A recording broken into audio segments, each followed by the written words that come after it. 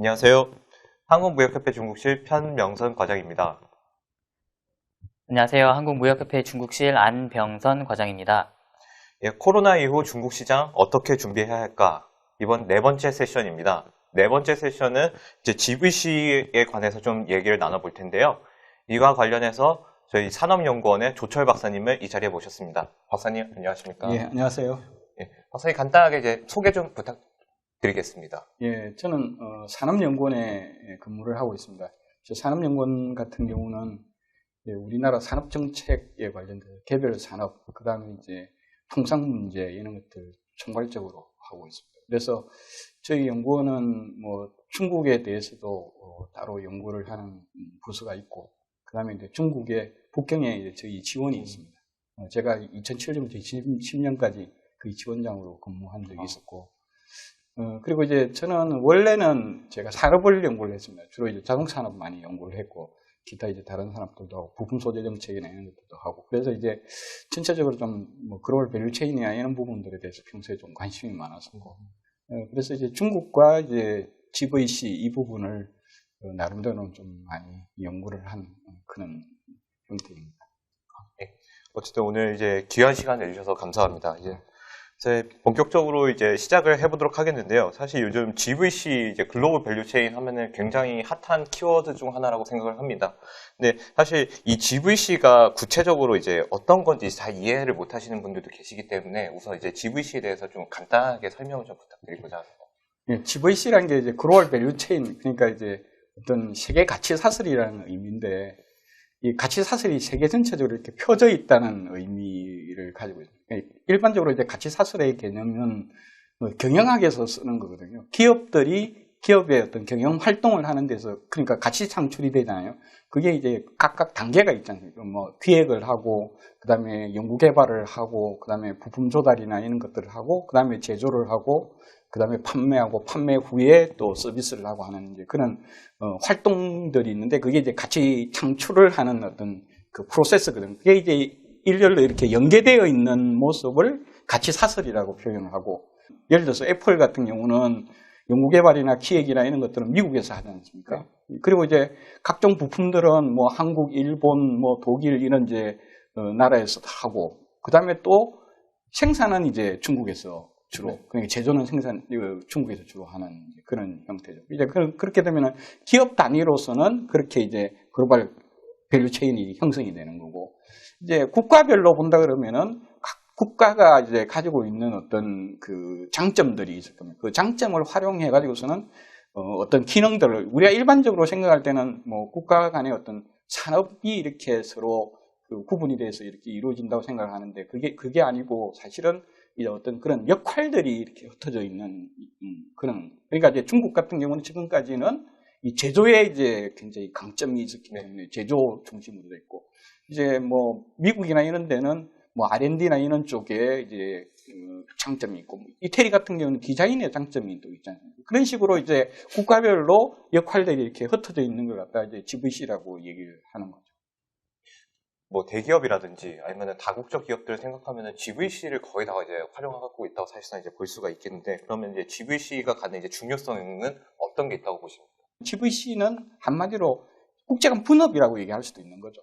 그러니까 이제 우리 그 미국의 경제학자 토마스 프리드만이 이제 세계는 평평하다는 그런 걸 지었잖아요. 그게 가장 큰 게 이제 세계 전체적으로 이렇게 수평적으로 이렇게 분업을 하는 그 체제를 가지고 얘기를 했기 때문에, 그게 이제 다른 말로 얘기하면은 세계 전체적으로 이 GVC가 굉장히 잘 발달되는 그런 과정이라는 걸 이제 얘기를 하고 있는 거죠.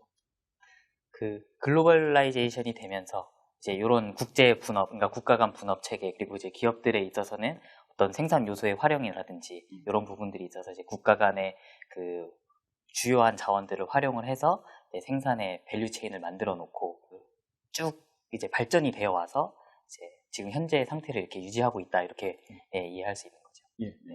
그러니까 이제 사실은 세계 전체적으로 이렇게 보면은 국가별로 어떤 그런 특색들이 있는데, 원래 이제 이 밸류체인의 개념을 보면은 우리가 이제 경영에서 스마일 커브를 얘기하잖아요. 그 스마일 커브의 그 핵심이 뭐냐면은 어느 가치 창출 활동이 더 부가치 높으냐 낮으냐의 문제이거든요. 이제 스마일 커브가 가운데가 이제 제조 부분인데 제조가 가장 이제 부가치가 낮은 부분에 속하는 거죠. 네. 그러니까 이제 제조를 중심으로 하는 나라는 사실은 저부가치 부분을 담당하고 있다 이렇게 보는 거고, 이제 R&D라든지 이런 이제 고부가치 부분은 이제 그런 걸 하는 나라는 고부가치 활동을 하고 있다는 얘기가 되는 거니까, 그러니까 이제 그 GVC라는 게 변하지 않고 그냥 그대로 있는 게 아니라 이제 항상 변할 수 있는 거고, 또 저부가치를 하는 쪽에서는 고부가치를 하기 위해 가지고서는 이제 노력을 하는 형태로, 그게 이제 일종의 나중에 보면은 산업 정책이나 기술 정책이나 정부의 정책이 되는 이제 그런 형태로 되는 거죠.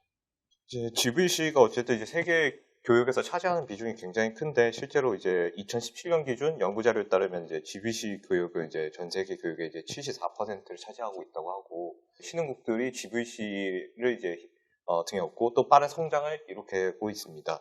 실제로 제가 봤던 연구 자료에 따르면은 이제 금융위기 이후에는 이제 세계 GVC가 좀 성장이 둔화되고 있다, 뭐 이런 얘기도 있고, 이는 곧 이제 뭐 세계에서 중간재 교육이 감소하고 있다, 뭐 이런 얘기들도 있는데, 세계 GVC 현황에 대해서는 어떤 의견을 갖고 계신지 좀 여쭙고자 합니다. 사실 GVC가 무역적으로 본다 그러면은 이제 그 한 나라에서 제품을 생산해서 그 제품이 다른 나라에 가서 그 생산 활동에 또 어떻게 영향을 미치느냐를 가지고 이제 이 GVC 무역이라고 표현을 하거든요.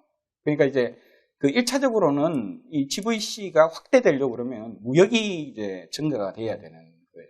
그리고 그 무역 중에서도 그냥 완제품의 거래가 늘어나기보다는 중간재, 그다음에 자본재 이런 것들의 이제 거래가 활발해져야지 이게 GVC 무역이 늘어나는 건데, 사실은 이제 잘 아시다시피 글로벌 금융위기 이후에 세계 전체적으로 교역이 둔화되고 보호무역주의가 강화되고, 특히 이제 자국 산업을 육성하려고 하는 이제 그런 정책들을 하다 보니까, 예를 들어서 뭐 부품 소재가 어떻게 보면은 그 단순 조립보다는 고부가치니까 그런 것들을 자국 내에서 많이 하려고 하다 보면은 결국은 그런 GVC 무역이 위축될 수밖에 없는 그런 상황으로 지금 돼 있는 거죠. 그래서 GVC가 확대되는 그 양상에서 그 확대가 잠시 좀 멈췄다 뿐이지, 뭐 과거를 다시 회귀하거나 하는 것은 아니라는 말씀을 드릴 수가 있습니다. GVC에서 한국은 지금 어떤 뭐 상황에 처해 있고 어떤 역할을 하고 있는지 좀 의견을 여쭙고자 합니다.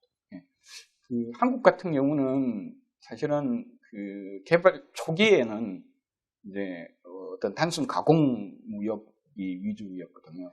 일반적으로 이제 그런 산업에 있어서는 대부분의 산업이 굉장히 한국이 이제 발달을 했죠. 그러면서 이런 어떤 가공 조립 부분은 이제 더 이상 한국에서 별로 하지 않는 형태로 되고, 네. 한국은 주로 이제 소재, 부품 그런 쪽이었고, 특히 이제 부품 쪽으로는 조금 첨단 부품에 속하는 반도체라든지 디스플레이 이런 쪽으로 하고 있고, 그런데 단순히 이제 산업적인 측면에서 그러면은 지금 일본 작년에 이제 수출 규제 때문에 문제가 많았었잖아요. 그것처럼 이제 또 그런 반도체 디스플레이를 만드는 또 아주 핵심 소재 부분이나 그걸 만드는 장비 부분이나 이런 것들은 또 아직까지는 해외에서 의존하는 그런 형태고, 글로벌 가치 사슬이라는 차원에서 본다 그러면은 또 이제 R&D 부분이나 이런 것들이 있는데, 역시 이제 선진국에 비해서는 이 R&D 부분은 조금 약한 그런 형태고, 특히 이제 이 R&D라든지 기타 이제 제조 외의 다른 영역에서의 활동들은 자국 브랜드가 있어야지 그게 가능한 부분이거든요. 그러니까 국내에서 생산은 안 하더라도 자국 브랜드가 있는 경우에는 그런 R&D 생산 활동이나 이런 것들은 한국에서 이제 할 수 있는 그런 형태가 되니까, 이제 한국 같은 경우는 지금 이제 어떤 독자 브랜드가 상당히 많이 이제 챙겨갖고 세계적인 기업으로 좀 성장을 했기 때문에 그런 기업들이 하고 있는 R&D 활동들은 일정 정도 평가를 할 수 있는 그런 상황입니다. 이제 한국이 과거에 이제 단순 가공 무역 위주였다고 이제 말씀해 주셨는데, 실제로 이제 자연스럽게 이제 중국으로 좀 얘기를 넘어가 보겠습니다. 중국 같은 경우에도 과거에는 이제 중간재 수입해가지고 이제 그걸 가공해서 이제 최종재로 수출하는 이제 방식을 많이 했는데, 2010년대에 들어서 이제 중국이 이제 오히려 원자재를 수입하고 이제 그 다음에 중간재를 또 가공해서 이제 수출하는 경우가 굉장히 많아졌습니다. 그 비율이 실제로 2007년에는 이제 중국의 이제 가공 무역 비중이 이제 45%를 상회를 했는데, 2018년에는 27%까지 이제 하락을 했습니다. 그래서 중국이 GVC에 있어서 이제 전방 참여율이 이제 높아지고 있다고 볼 수가 있는데, 지금 현재 이제 중국이 GVC에서 갖고 있는 장단점에 대해서 좀 언급을 부탁드리겠습니다. 예. 그러니까 이제 뭐 말씀하셨듯이 이제 그 국가 간의 어떤 GVC 문제를 얘기할 때는 뭐 전방 GVC, 후방 GVC 얘기하는데, 후방 GVC 같은 경우는 외국에서 그 부품이나 소재나 혹은 서비스를 가져와서 이제 제품을 생산하는 이제 활동을 가지고 이제 후방 GVC라 그러고, 이제 우리의 부품 소재나 그 서비스를 외국에 이제 제공을 해가지고서는 그 부가가치 활동을 할 때는 그걸 갖다가 이제 전방 GVC라고 얘기하는데, 그는 결국은 이제 사실은 이런 어떤 부품 소재나 기술이나 이런 것들은 사실은 이제 조금 그 발달된 선진국에서 할 수 있는 부분들인 거거든요. 그러니까 이제 개도국들이 대부분 다 이제 단순 조립이나 이런 것들을 하기 때문에 해외로부터, 그러니까 후방 어떤 GVC가 굉장히 이제 활발하게 이루어지는 형태가 될 수밖에 없는 거죠. 그러니까 중국이 초기에는 대부분 다 이제 그것들을 해서, 특히 우리나라와의 관계에 있어서도 대부분 초기에는 그냥 우리나라 기업들이 거기 가가지고서는 우리나라에서 부품을 가져가서 조립을 해서 해외로 이제 판매하는 그런 형태가 되어버린 그런 상황이에요. 근데 이제 최근 들어서는 이게 이제 쌍방관계로 변했습니다. 중국이 그 세계 부가가치 생산의 한 30%를 차지하고 있는데, 지금 한국, 호주, 일본, 미국 이런 어떤 선진국에 대해서도 중국이 차지하는 비중이 뭐 10% 이상 되는, 특히 한국은 17% 정도 되는 그런 수준이니까. 그러니까 절대적으로 중국이 어떤 세계 이 GVC 무역을 하는 데 있어서 그 가장 중요한 허브로서 이제 등장을 하는 그런 상황이죠. 그러니까 이제 우리가 일반적으로 이 GVC 문제, 그 다음에 뭐 부품 조달이나 이런 문제에 있어서 공급 단절이 생기면은 걱정되는 게 이제 당장에 이제 일본 수출 규제 때문에 그런 선진국에서 그런 선진적인 제품이 공급이 제대로 안 되면 어떻게 될까 걱정을 하고 있는데, 지금은 사실은 어떻게 보면은 이 중국이 그런 키를 쥐고 있다고 보시면 됩니다. 그래서 지금 뭐 그 IMF나 이런 데서 나오는 보고서나 이런 것들을 보게 되면은 그 아시아에서의 그 중국의 위치는, 공급업으로서의 중국의 위치는 절대적이에요. 그러니까 한국 같은 경우는 중국에 대해서 공급 허브 역할을 하고, 또 중국도 한국에 대해서 공급 허브 역할을 하고, 이게 서로 쌍방관계에 있는 그런 상황이라서 한국과 중국과의 관계는 조금 특수한데, 근데 그 외에 다른 국가는, 심지어 일본까지도 절대적으로 중국이 공급 허브로서 역할을만 하고 그런 거예요. 이제 GVC 상에서 이제 중국이 근데 사실 아직까지는 세계적으로 이미지가 그렇게 완전 뭐 최첨단 그런 이미지는 아닌데, 혹시 뭐 중국이 이런 부분을 보완하기 위해서 뭐 실시하고 있는 이런 정책이나 이런 게 있는지.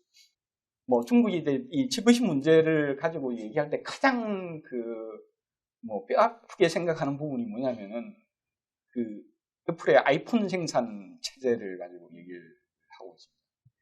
그 아이폰이 예를 들어서 아이폰 4가 $600에 팔리는데 최종적으로 아이폰을 생산하는 거는 중국이거든요. 그런데 그 $600 중에서 중국이 가져가는 거는 거의 $2, $3 정도밖에 안 돼요. 2%, 3%밖에 안 돼요. 그러니까 거기서는 단순하게 단순 노동을 통해서 조립만 하는 기능을 하는 거죠. 가장 많이 먹는 데는 아이폰 본사가 있는 미국이 이제 가장 많이 먹고, 그 다음에 이제 한국이나 뭐 일본 이런 데가 이제 부품을 조달해서 많이 가져가는 그런. 그래서 그 중국이 12차 5개년 계획이 시작되면서 시진핑 정부가 들어서고, 그러면서 본격적으로 이제 그 직접 구조고도화를 하게 된 거죠. 그러면서 신산업만 중요한 게 아니라 기존 산업들도 이제 굉장히 그 고부가치화하고 해야 된다는 이제 그런 생각에서 나온 게 중국 제조 2025. 그 중국 제조 2025의 가장 큰 목표는 뭐냐면은 양적인 부분보다도 질적인 측면에서 제조 강국이 되겠다는 거고, 그 제조 강국의 최종적인 목표는 2050년에 미국을 앞지르고 자기네들이 명실공히 세계 1등 제조 강국으로 거듭나겠다는 이제 그런 이제 목표인 거죠. 그리고 거기에서 가장 핵심이 되는 부분이 뭐냐면은 자국 브랜드를 육성하겠다는 거예요. 그러니까 결국은 그 글로벌 가치 사슬로 본다 그러면은 그런 고부가가치 부분을 중국이 하겠다는 얘기인 거죠.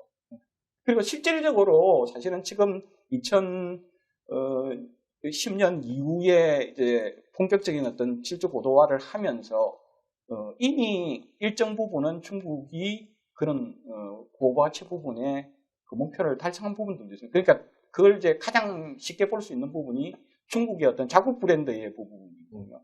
예전에는 사실은 휴대폰이나 이런 것들이 중국 로컬 업체들이 굉장히 미미했어요. 지금은 이제 그런 것들이 다 자기 국내 기업들로, 국내 브랜드로 다 이제 전환이 되고 있는 그런 형태죠. 그러니까 이제 국내 브랜드가 있다는 것은 뭐냐면은 뭐 화웨이나 이런 데서 그만큼 R&D 능력이나 이런 것들이 향상이 됐다는 거고, 그런 쪽에서의 어떤 부가치를 중국 내에서 지금 창출하고 있다는 걸 의미하는 거예요.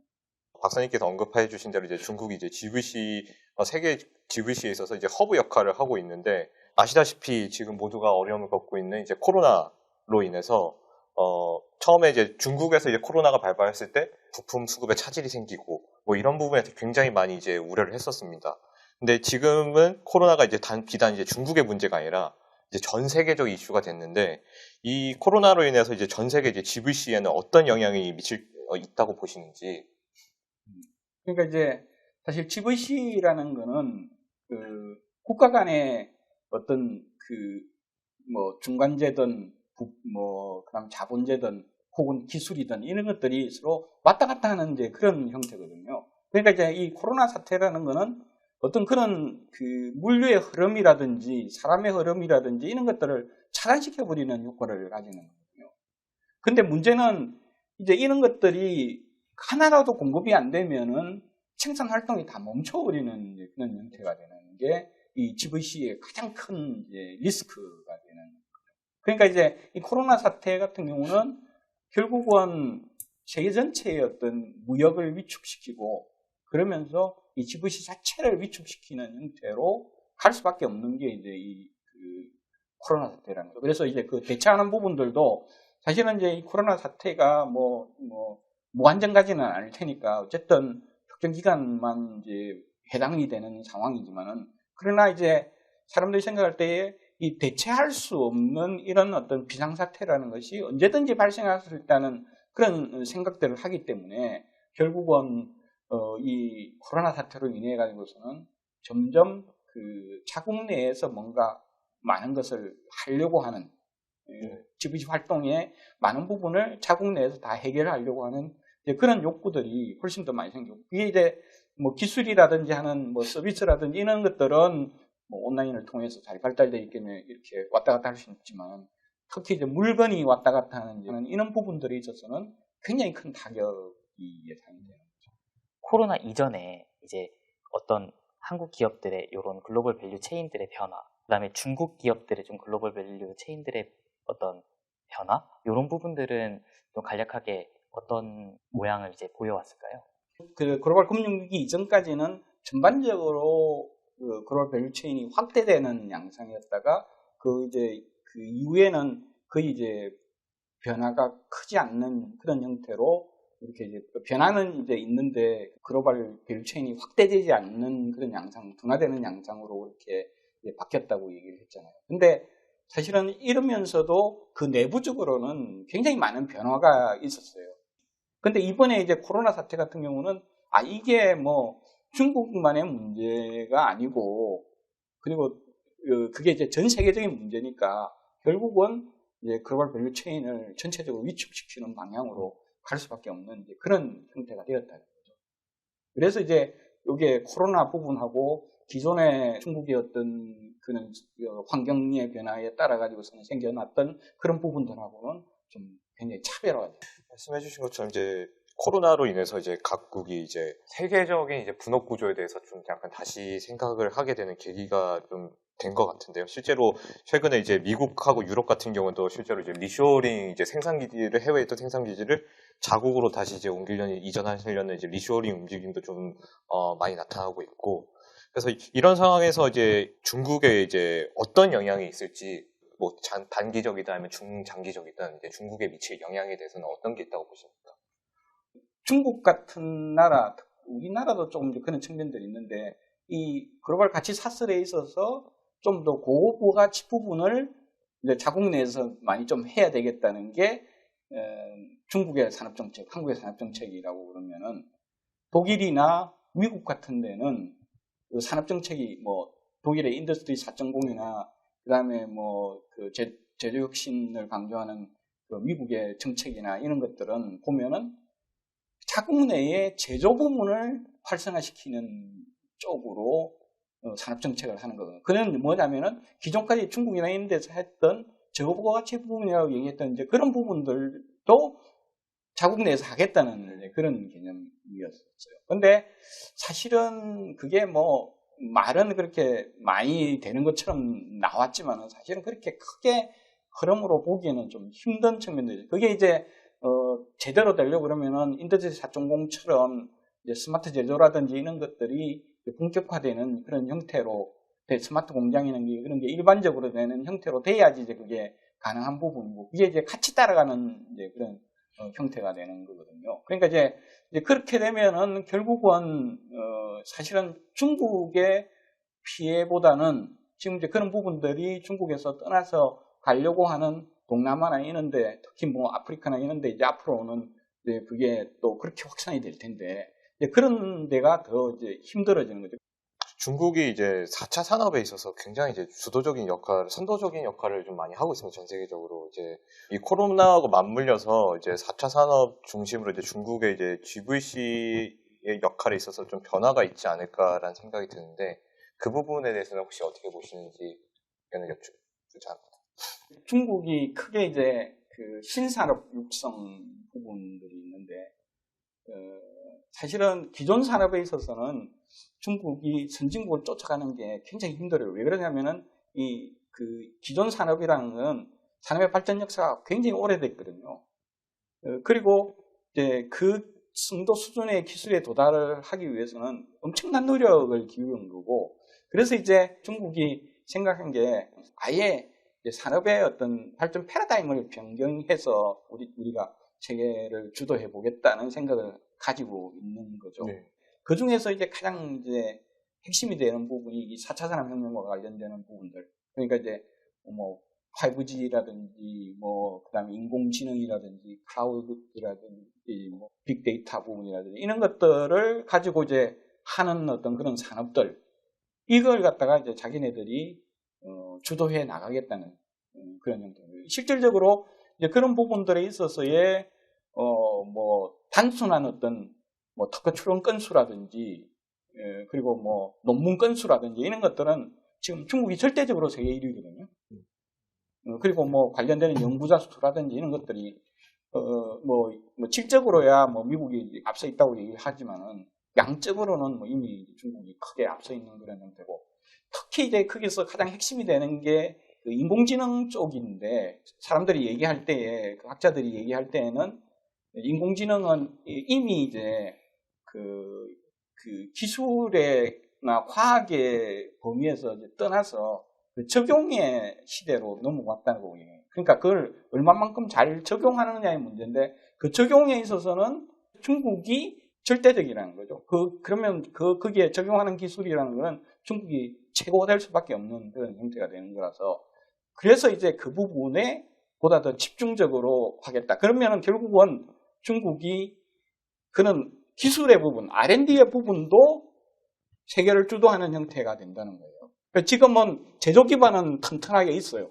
그 제조 기반에 플러스해서 뭐 인공지능이나 이런 부분을 가지고 어떤 기술 부분도 주도해 나가겠다는 게 중국의 이제 지금. 그래서 이제 그 코로나 사태로 인해서 각국 정부가 뭐 신뉴딜 정책 이래가지고서는 정부의 어떤 투자를 확대시키는 쪽으로 지금 정책들을 펴고 있는데 대부분의 나라들은 기존의 인프라들, 뭐 도로라든지 뭐 이런 어떤 기존의 인프라들에 관심이 있는데 중국은 기존의 인프라가 아니에요. 완전히 신형 인프라라 그래가지고서는 그건 아까 말씀드렸던 그런 뭐 5G라든지 그다음에 뭐 인공지능이라든지 클라우딩 컴퓨팅이라든지 뭐 이런데 그런 쪽의 부분을 인프라를 갖다 튼튼하게 구축을 해서 그걸 활용해서 산업도 육성시키고 사회 전체를 변화시켜 나가겠다는 이제 그런 포부를 지금 가지고 있는 거거든요. 그래서 코로나 이후의 세계는 뭐 이쪽에 이제 제조 부분에 있어서의 중국의 역할은 조금 위축될 수도 있겠지만은 이 다른 부분에 있어서는 오히려 중국이 역할이 더 강화되는 형태로 되지 않겠냐는 생각이고, 그 부분은 제가 생각할 때는 미국과 중국과의 어떤 그 패권 경쟁의 부분하고도 연계가 되는 형태가 되지 않겠냐. 그래서 이제 원래 산업의 발전이라는 게 다 노하우나 기술이나 이런 것들이 축적이 돼야 어느 순간에 있어서 이제 폭발적으로 딱 성장을 하게 되는 거고, 또 이제 그런 부분에 있어서 이제 생태계가 구축이 돼야 되는 건데, 중국이 어떻게 보면 이제 기존의 이제 유럽이나 미국의 선진 국가들이 이제 발전해 왔었던 그런 루트에서 어떻게 보면 벗어나서 약간 4차 산업 쪽에 더 집중을 하게 되면서, 벌써 근데 그 4차 산업에 집중을 한 지가 꽤 오래됐고, 그로 인해서 뭐 화웨이나 이런 기업들이 어느 정도 경쟁력을 갖춘 지금 상태가 됐는데, 이런 와중에 코로나로 인해서 4차 산업이라든지 이런 부분에 대한 이제 더 수요가 커지고 필요성이 부각되면서 이제 중국 정부는 더 여기에 집중해서 이제 진행을 하게 됐다라고 좀 해석을 해볼 수 있을 것 같고, 근데 이제 미국 같은 경우에는 미국 나름대로도 물론 당연히 기술력이나 이런 것들은 많겠지만, 예를 들어 아까 말씀하신 기본적인 5G라든지 이런 부분에 있어서는 지금 뭐 다시 화웨이를 또 그 미국에서 또 OK를 해서 또 했다라는 그런 또 내용도 있는데, 박사님 보시기에는 미국은 지금 어떤 상태인지. 그 미국 같은 경우도 미국이 절대적으로 앞서 나가는 분야들이 상당히 많이 있죠.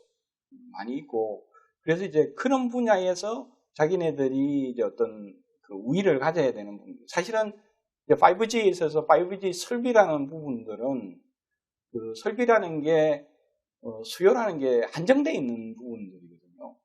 근데 이제 중국을 통틀어서 그 수요가 발생하는 부분들을 화웨이와 쫑신이 다 가져가는 그런 형태로 해서 그게 육성이 된 그런 상황이고, 근데 이제 미국 같은 경우는 중국처럼 이제 전국가적인 어떤 형태로 이게 이제 그런 어떤 산업을 집중해서 육성하겠다는 이런 부분들이 좀 잘 안 되는 측면들은 좀 있어요. 그러니까 이제 결국은 그런 것들이 통으로 이렇게 육성이 돼야 되는 부분들이. 지금 이번에 이제 발표한 신형 인프라 정책이라는 게 원래 이제 있긴 했었어요.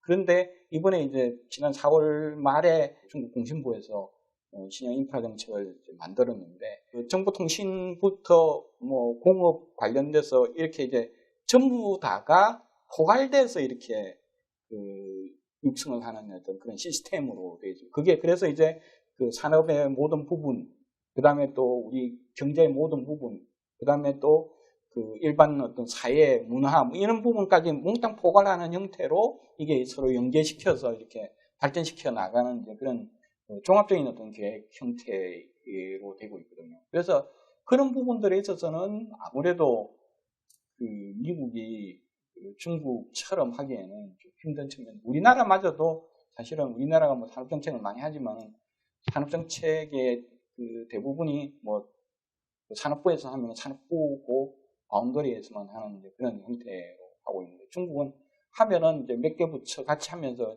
전체적으로 공무원에서 다 총괄하는 그런 형태로 되어버리기 때문에, 그래서 그런 쪽에서 좀 차이들이 많이 있는 것 같아요. 그래서 아까 얘기했던 것처럼 인공지능도 사실은 적용에 있어서 중국이 앞서 나갈 거라는 얘기고, 지금 이제 이미 이제 그 기본적인 기초기술을 개발하는 부분들은 대충 다 끝났다고 보고 적용 쪽으로 가기 때문에 중국이 유리하다는 개념인데, 또 계속해서 어떤 새로운 걸 이렇게 창출하는 어떤 기초적인 가장 기본적인 어떤 기술이나 이런 부분들이 있어서는 아무래도 이제 미국이 좀 뭐 앞서 나가는 부분들이 있고 하는 그런 형태죠. 박사님 지금까지 이제 많은 말씀을 해주셨는데요. 이제 중국 관련해서 마지막으로 뭐 하시고 싶은 이제 언급하시고 싶은 내용이 있으시다면 어떤 게 있으실까요? 그 중국을 얘기하면은 중국이 이제 공급을 못해서 이제 다른 나라가 공급 단절을, 중국이 이제 GVC상 이제 공급 허브이기 때문에 그걸 걱정을 많이 하는데, 사실은 이번 코로나 사태가 이제 그 세계 전체적으로 이렇게 퍼지면서 오히려 중국 쪽에서 다른 나라로부터 그런 GVC 제품을 공급을 못 받아서 생산이 단절되는 그런 상황이 발생하지 않을까 하는 걱정들을 지금 하고 있거든요. 그 중에서 사실은 중국이 이제 전자제품 세계적인 어떤 공급 기지인데 거기에 들어가는 핵심 부품은 주로 이제 아시아 쪽, 특히 이제 한국과 일본 쪽인데 그 중에서도 한국 쪽에서 특히 반도체 쪽이 이제 지금 문제가 되고 있는 중국이 무역 수지 적자 중에 가장 큰 게 이제 이 반도체 부분이에요, 중국에서.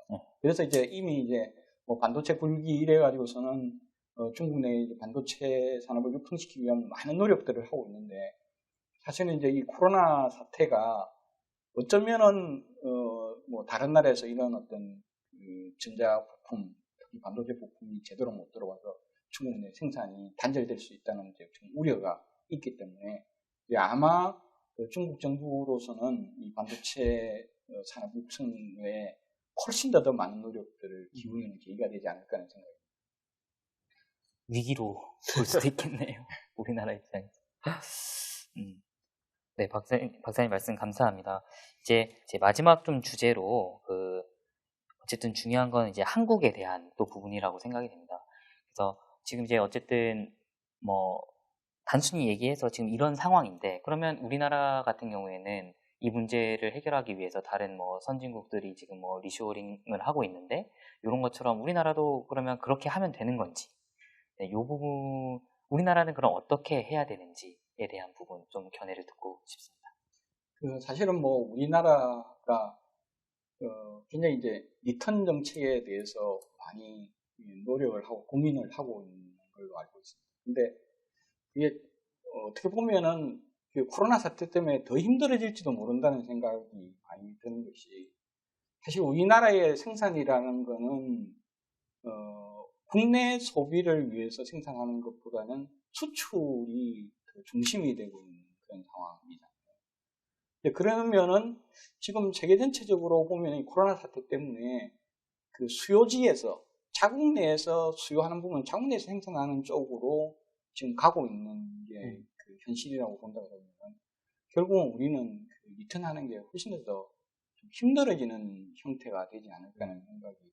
그러면은 자국에서 생산을 하려고 하는 정책들이 펴졌을 때는 거기에 가서 생산할 수밖에 없는 게 지금 현실로 이제 다가오는 거죠. 그리고 또 이제 생산 비용 때문에 전체적으로 보면은 코로나 이후에도 그 리스크를 고려해서라도 전체적으로 이제 코스트랑 이제 어떤 수익이랑을 비교를 해가지고서는 이제 생산이 결정이 될 텐데 결국은 그래도 이제 코스트가 싼 쪽으로 이제 가서 생산하게 된다고 하면 결국은 누가 더 효율적으로 생산할 수 있는 시스템을 갖추느냐. 어느 나라가 더 싼 비용으로 잘 만들 수 있느냐 하는 게 핵심인 거죠. 그러니까 결국은 우리의 리턴이 되려고 한다 그러면은 국내에서 싸게 잘 만들 수 있는 환경을 만들어줘야 되는 거고 그런 어떤 생산 방식이 정착이 돼야 되는 형태가 되는 거죠. 그거는 이제 단순히 이제 그런 코스트에 의해서 그렇게 결정이 될 수 있는 부분만 가능한 거고 또 결국은 핵심적으로 남는 부분은 사실은 이제 지금 중국이 4차 산업혁명 부분에 있어서 어떻게 보면은 기술적인 부분이나 이런 데서 자기네들 주도하겠다고 나오는 그런 것처럼 우리도 사실은 이제 R&D 부분이나 기획 부분이나 특히 이제 브랜드로 인해서 이제 우리가 볼 수 있는 어떤 그런 이익 이런 것들을 종합적으로 고려해서 이제 정책을 펴야 되겠죠. 그러면은 결국은 우리 국적을 둔 기업이 창출되는 부가가치가 우리의 부가가치가 될 수 있는 그런 형태가 되는 거고. 그래서 이제 다른 식으로 이제 기업들 측면에서 본다고 생각을 하면은 기업들은 이런 변화되는 환경 속에서 이제 이 글로벌 밸류체인을 보다 더 고민을 해야 되는 거예요. 그래서 과연 지금 상황에서 우리가 어디서 생산을 해야 되는 건지 과거에는 그냥 무조건 싼 데 가서 생산을 했는데 지금은 수요지에 더 가까이 가서 생산을 해야 되는 거고 그리고 또 어디 가서 생산을 하든지 간에 가장 효율적인 생산 방식을 항상 고민을 해야 되는 그런 형태가 되는 거예요. 그게 이제 기업의 경쟁력이 되는 거고, 그리고 그 뭐 R&D 부분도 그렇고 모든 부분들에 있어서 항상 이제 고민을 이 글로벌 가치 사슬을 고민을 하고 있어야지 되는, 그걸 얼마나 잘하느냐에 따라서 기업의 생존이나 기업의 발전이 결정이 된다는. 감사합니다. 이제 단순히 그냥 이런 위기가 있으니 자국에서 생산을 한다라든지 이런 것이 방법이 아니라 말씀하셨듯이 전 세계적인 글로벌 체인 그리고 각 국가의 주요 기업들이 어떻게 움직이고 있는지에 따라서도 저희가 함께 고민을 해야 된다라고 말씀 주셨다고 생각이 됩니다. 오늘 이제 전반적으로 이제 중국의 GVC, 그 다음에 이제, 뭐 우리나라에도 미칠 수 있는 영향 이런 부분에 대해서 이제 고민을 해봤는데요. 이제 박사님께서 언급해 주신 것처럼 우리나라 기업들이 코로나 이후 이제 GVC 관련해서, 가장 중요하게 생각할 게, 이제 이 GVC를 어떻게 이제 적재적소에 이제 배치를 하고, 그걸 어떻게 이제 그 활용할지가 가장 중요할 것 같습니다. 그럼, 이상으로 이제 GVC 관련된 오늘 이제 섹션을 마치도록 하겠습니다. 선생님 고생 많으셨습니다. 감사합니다. 감사합니다. 수고하셨습니다.